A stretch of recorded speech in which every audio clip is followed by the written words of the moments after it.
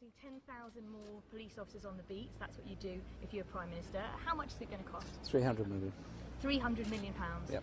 Diane Abbott was just on the radio earlier saying it would be 80 million. In fact, she got a bit confused saying 300,000, then 80 million, but you're saying it's 300 million. She corrected the figure, and that's the figure, and it will be paid for by not going ahead with the cuts in capital gains tax. And is it a bit embarrassing that your Shadow Home Secretary got the numbers wrong? It's obviously trying to get voters to put their trust in you in this election. Not at all. We've corrected the figure, and it will be absolutely clear now, today, and in the manifesto. I'm not embarrassed in the slightest.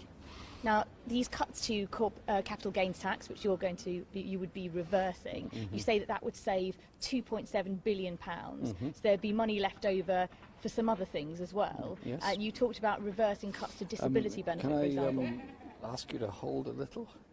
The manifesto isn't published yet, and it's going to be published very soon, and you'll get all of the information there, but all of our proposals are costed and funded. But for example, John McDonnell promised to reverse cuts to disability benefit. I'm sure a lot of people on that benefit will be interested to know your plans. Are you still planning to use the money for that? Yeah, listen, it will all be costed and funded, including what John McDonnell proposed. After all, John McDonnell is going to be the author of that section of the manifesto anyway. Including teacher shortages, which you also promised to pay for? Listen, it's all funded. Don't worry about that, because it's a question of what we as a nation do. Do we continue cutting police numbers, or do we put police back on the street? And do we support PCSOs, or do we continue to see them reduced? I'm just talking to some local residents around here, and the story they're telling me is one you could hear on almost every suburban area or community around the country, where crime has increased, where antisocial behaviour has increased by a combination of loss of youth facilities, combination of lack of police officers, combination of police only arriving when there's a serious incident rather than being part of the community.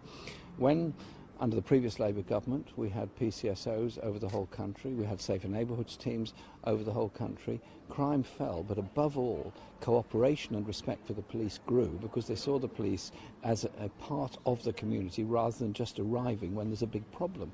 And I think this is an important development that we're putting forward here. Mr Corbyn, we've got new types of crime now, cyber crime, for example, online fraud. Is this the best use of resources, Bobby's on the beat? Well, it's both, isn't it? Because on the streets, we don't want antisocial behaviour. We want people to behave properly, obviously, but we also want young people to have positive things to do. So therefore, looking at the numbers of youth services that are available, youth workers that are working for councils is important. Yes, of course, there are other crimes as well. There's identity theft, there's cybercrime.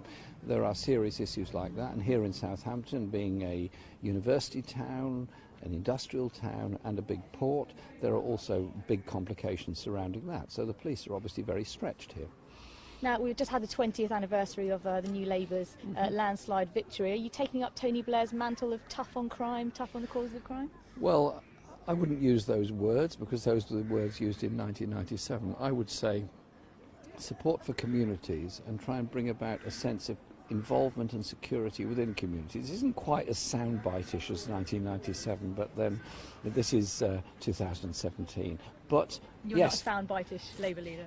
Not really, no. I'm not really into soundbites. I'm much more into a thought process on these matters. Now, this is a That's seat... not a criticism, by the way, in case you want to run a story on that. This is a seat you're obviously hoping to keep Indeed. at the election, maybe even pick up some more in Southampton. It's quite a modest event here. Are you hoping for a bigger turnout? No. I came here to talk to some local residents, and that's what I've done.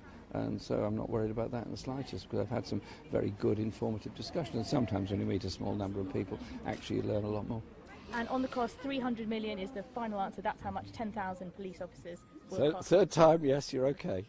Thank you very much. Thank you. Thank you. You didn't frankly have the balls to put country before party.